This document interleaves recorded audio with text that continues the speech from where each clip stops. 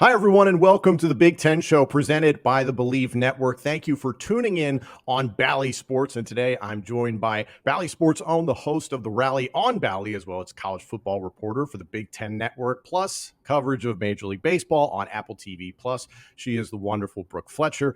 And from Believe Network's State of State, a Penn State football podcast, I'm Tom Hannifan. We're here to talk all things Big Ten football. And Brooke, before we even hopped on here, it just seems like the whole world is turned on its head.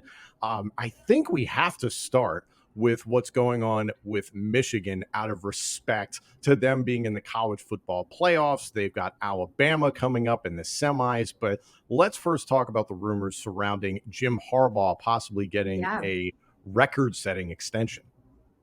I mean, this is what people have been talking about all season long, right? Are they going to keep aside from the signing scandal, the sign stealing scandal there? But everybody was talking about what is Jim Harbaugh's future going to look like at Michigan. And so, towards the final stretch of the season, there were some rumblings about an extension there, but there are reports now that it's 5 years, $55 million, which would put him at $11 million a year, which is the highest paid Big Ten coach in college football. And so I think setting everything aside, all of the off the field stuff, just what he has been able to do there at Michigan and turn this program around.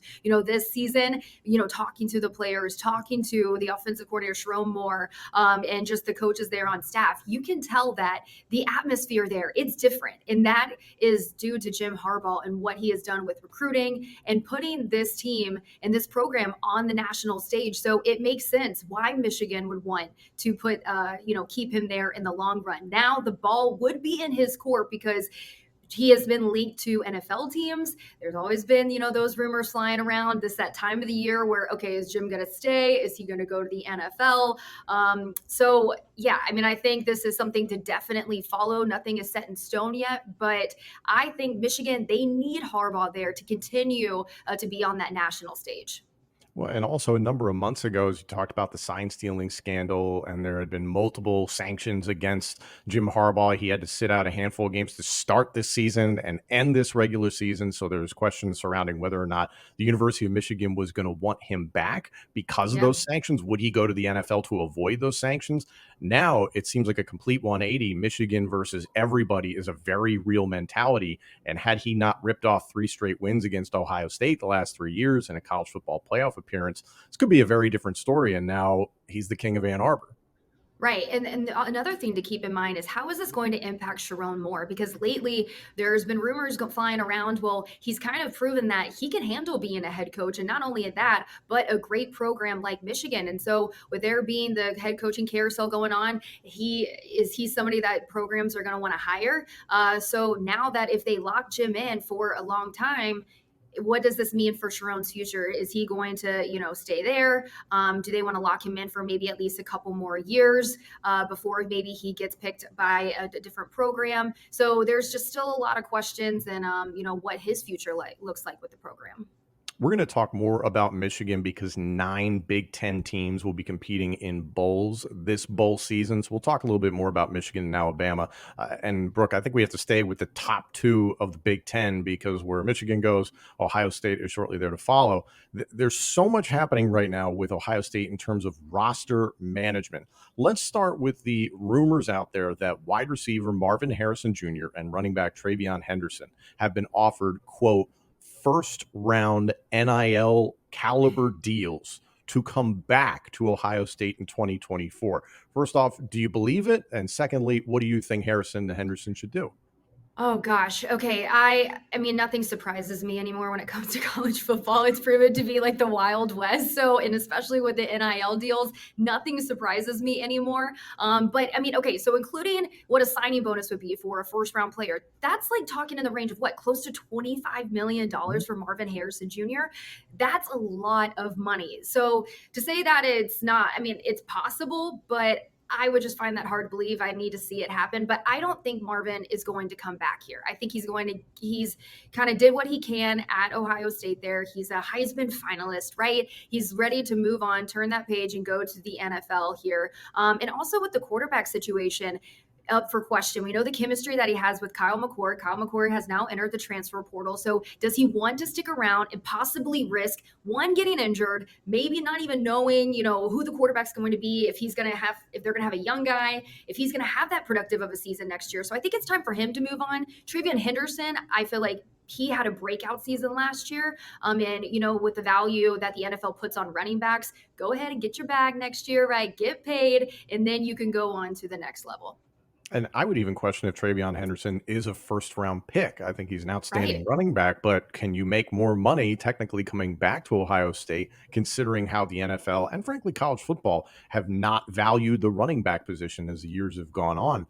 Coming back to Harrison, I agree with you. I think going to the pros makes the most sense because say he was to take even half that, $10 million to come back. Ryan Day said last offseason it would require somewhere in the neighborhood of $13 million to maintain his current roster. So now you're talking about 8 figures to retain one player. Marvin Harrison Jr. is a big reason why they hung in games and won games this year. Completely agree with that.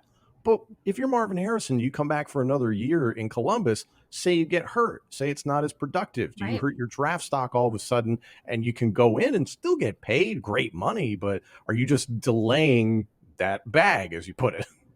Right, exactly. So it makes sense for him to move on to the next level there. But gosh, I mean, and then 25, and that doesn't even mention, doesn't even consider the additional endorsement money that he could be making on top of that. It's crazy to think about. And then especially you hit the nail on the head with Kyle McCord, starting quarterback for Ohio State, went into the transfer portal. That's a crazy sentence to say, but it kind of sounds like maybe there were some things behind the scenes in that maybe he Mhm. didn't feel like he had the endorsement of the coaching staff. Maybe he was forced out. We don't really know the full answer to that. On top of that, wide receiver Julian Fleming is in the portal. Both those guys were former 5-star recruits. Evan Pryor is in the portal. Trainum, the running back who was drawing comparisons to Deebo Samuel, is in the portal, plus a number of other Right. 4 stars. I think over a dozen Ohio State players entered the portal. Should Buckeye fans just look at this as the new churn of the college football roster offseason, or should they be pressing the panic button? It is kind of interesting, right? And a lot of the guys that were entering the transfer portal from Ohio State, some of them weren't. They didn't play, or they were kind of deeper on the too deep there. But yeah, Chip Trainum, that was a guy that really came to the forefront. I think he was second in rushing yards so this season. But if you take a look at Travion Henderson, he's if he decides to come back there, and Mayon Williams, so it makes sense for him. Kyle McCord, honestly, it didn't surprise me. I thought maybe he would come back, but when I heard, I wasn't like, "Oh my gosh, this is crazy. I couldn't believe that happened." I was like, "Okay." Just because I think, listen, Kyle McCord, he was good in his first year. You can't take that away from him. But this is a team that is not only looking to go to a national championship, but to win national championships. And so you could tell down the final stretch that maybe there was some frustration there, and especially in a game against Michigan where you have lost 2 years already. I don't want to say that the stage was too big for Kyle, but there were some mistakes that were made that they can't mess around anymore for Ohio State. So I don't blame Ryan Day. When he was asked and he couldn't get a definitive answer on if Kyle McCord was going to be the starting quarterback. There's been rumors going around, but Kyle he has, I think, 1 year of eligibility left. He has to do what's best for him. So now the question is, who is going to be that guy under center? Are they going to go to the transfer portal? Do they want to get a veteran guy? Are they going to go with Devin Brown? Lincoln, I know that's a guy that they're really high on as well. So it'll be interesting to see who they go with there. And then Julian Fleming, this was a guy that, he was, like you said, he was the top guy out of that 2020 class. I just think that it's so deep in the wide receiver room. There were some young guys that had really stepped up. And Carnell Tate is one of those guys. So it didn't surprise me. I think Julian should just go somewhere else and just really make the most of an opportunity elsewhere. There have been rumors that McCord and Fleming both could wind up at Nebraska. Fleming also has Yeah. been on the radar of Kansas. And then for myself, who is a Penn State graduate and Penn State, covers the football team, there have been plenty of Penn State football fans who are looking at a guy who is from the state of Pennsylvania, was recruited heavily by Penn State, and due to a variety of turnover at the wide receiver coach position for years, ultimately chose not to go to Penn State once upon a time, but there is that relationship. And now my transition here to Penn State is that there's a very high likelihood that defensive coordinator Manny Diaz is off to Duke to be their new head coach. This is a huge blow to the Penn State football program after a 10-2 season and heading into the Peach Bowl. Do you like this fit for Manny Diaz at Duke? I mean, Mike Elko, you got to give him a lot of credit in what he was able to do for that Duke program there and, turn them around. I mean, I think it could be a good fit. I think Duke has kind of pushed themselves on the national stage. I think Manny proved what he can do as a defensive coordinator, obviously at Miami and now here at Penn State, coaching one of the best defenses in the country there. So I like the fit now that you have some transition at quarterback. You got Elko leaving, so there's still some things to figure out. But what do you think? Do you think he would be a good fit for Duke? It's something that myself and Justin King, my co-host, have talked about on State of State, is that the expectations have to meet the investment by Duke, and especially within the ACC, it does seem like a conference that is going to be a step behind everything that's happening with the SEC and the Big Ten. I think it could work. I think it could also be a stepping stone job. And that's no disrespect to what Duke is, but you had the job that David Cutcliffe did years ago to kind of revitalize the program. Elko certainly really did a nice job and got Riley Leonard in there. So you can't question the contributions of Leonard, who's in the portal as well. But it does seem like a stepping stone job, considering that Manny Diaz once upon a time was the head coach at the University of Miami. That brand is certainly very important, even though it seems to be a very disorganized and mismanaged football program. So I think the stink from Manny Diaz being a part of the Miami Hurricanes staff is going away. But Duke seems like a safe opportunity for him to find out what it's like to be a coach once again in a place where there might not be that much pressure to get to, for instance, like a New Year's Six bowl game. And I will say, talking to we covered Penn State, a few of their games this year, and talking to the players and talking to the coaching staff there, that was one thing that they admired about Manny Diaz was you can tell that he has that head coaching experience, and he applied that to his position there at Penn State and just being able to relate to players and just really just connecting with them. And so I think that's important when you're trying to, establish a program like Duke. You mentioned that, they're still in that rebuilding process and, they're trying to get to, it's a stepping stone and trying to get to the national spotlight there. But I think he's really good at bringing people together, and the fact that he was able to do what he did at Penn State in such a short amount of time, I'm confident that maybe he can do the same and really make an impact there with Duke. Here's my question to you, because I think I know how I feel about this in terms of where this leaves James Franklin and the Nittany Lions. I mentioned 10-2 this year, could possibly finish 11-2 if they beat Ole Miss in the Peach Bowl. However, with the way the Big Ten is changing in 2024, the arrival of former Pac-12 teams, USC, UCLA, Washington, and Oregon, where does this leave Penn State? This is a major blow. They don't have time to mess around. And we talked about this on the rally too. When you, as Penn State, your program, and obviously you would know very well, but you have Ohio State, Michigan, and Penn State. Those are the big three when it comes to Big Ten football. And so you have to beat those teams, right? You're expected to be on the national scale. You're expected to be those teams that are contending for the CFP and a national title there. So when you're bringing in Washington, UCLA, like these teams Oregon, that have already established themselves, it's just going to get tougher. And there were a lot of questions surrounding that offense this year with Drew Aller and, the explosiveness there. Now you're having to hire a new offensive coordinator, and there's been a carousel of offensive coordinators under James Franklin there. So there's a lot of pressure, I feel like, on him coming into next season because the competition, it's only going to get tougher. Yeah, Manny Diaz would have been a reason why Penn State could have been a credible contender next season. Not to say that they aren't all of a sudden, but those are some big shoes to fill. Overall, in the grand scheme of college football, because this will affect the Big Ten as well, what did you think about the proposal from NCAA President Charlie Baker earlier on this week for having a subdivision of the FBS where basically trust fund and NIL money will be at play to reimburse the players, and basically a subsection that will compete amongst itself and might not even operate under the rules of the NCAA?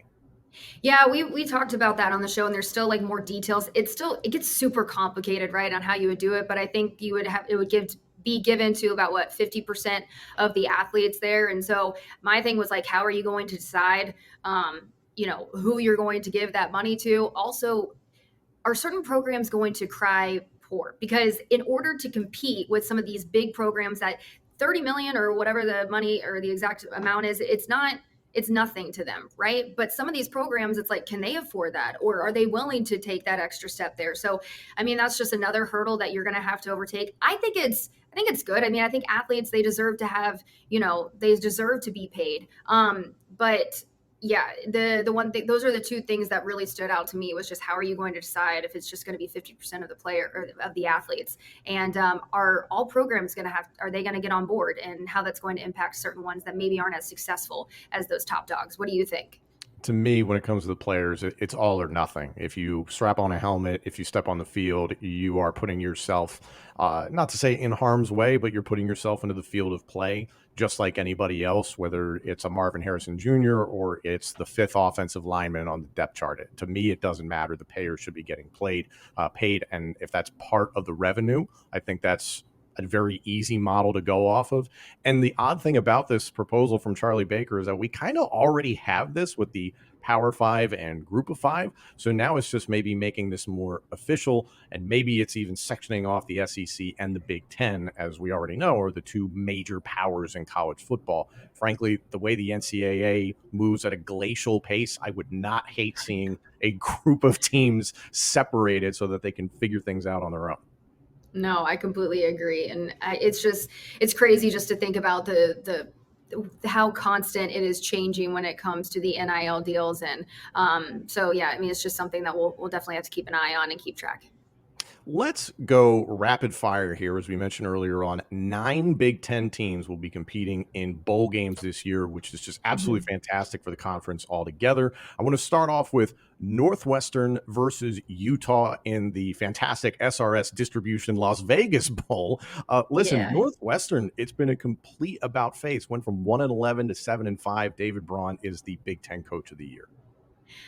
This team has been so much fun to watch. I know we said rapid fire here, but I just got to give some love to the Wildcats here, because I covered them a good bit this year.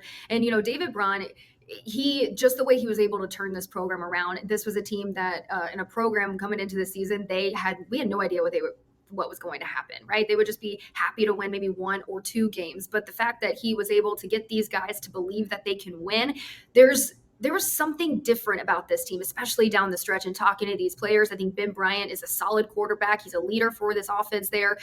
Dave Braun and his staff, got to give him a lot of credit there. I'm going to ride with them. They have proven people all season long that, hey, they are here to stay. So I'm going to go with the Wildcats. What do you think? They're going to have their work cut out with them, because as someone who saw Penn State versus Utah last year, granted Cam Rising went down in the Rose Bowl, but what Kyle Whittingham puts on the field, it's eerily reminiscent of the way Northwestern's played football for decades. Smart, tough, and disciplined. So I think it's going to be a fight, but I think Northwestern just has more to play for. Moving on to the Quick Lane Bowl. I know you're paying attention to that, Brooke. It's Minnesota versus Bowling Green. Minnesota, their starting quarterback, Ethan Kaliakmanis, is into the transfer portal. So like a lot of teams, you're going to be going into the bowl season, maybe not at 100%. What do you think about this? Minnesota, man, this is a team that has a lot of turnover. They have faced a lot of injuries this season. They are definitely they're dealing with a transition for sure right now. So Bowling Green, I mean, I covered them as well this season, and they were impressive. And I this is tough. I want to say I want to say Minnesota, but I just feel I don't know. It's going to be a tougher game than I think we would expect, just because of the players that are entering the transfer portal and the injuries that Minnesota is facing right now. It's super unfortunate. I love Coach Fleck, but I think it's going to be closer than what we think. What do you think? I'm going to go with Bowling Green for a completely irrational reason. They were my safety school when I was applying to Yeah. colleges. It was Penn State, Ohio U, and Bowling Green. I always like Bowling Green, so I'm going with They're Bowling Green. competitive, man. They Yeah. are. They are. I've gotten to watch them a bunch this season, actually. I love me some action. Rutgers versus Miami, Florida in the Bad Boy Mowers Pinstripe Bowl. I like Rutgers in this. That defense is good. Yes, Coach Shiano, I mean, what he's been able to do with this program there, I mean, that defense especially, I'm going to have to go with Rutgers as well. He's definitely starting something there on campus, so I like the Rutgers. Yeah, Miami feels like they're going in the wrong direction. The Yes. aforementioned Ohio State Buckeyes up against Mizzou in the Goodyear Cotton Bowl Classic. Cody Schrader and Mizzou were absolutely on fire this year. Given the direction I Ohio State's going, are they running into a buzzsaw?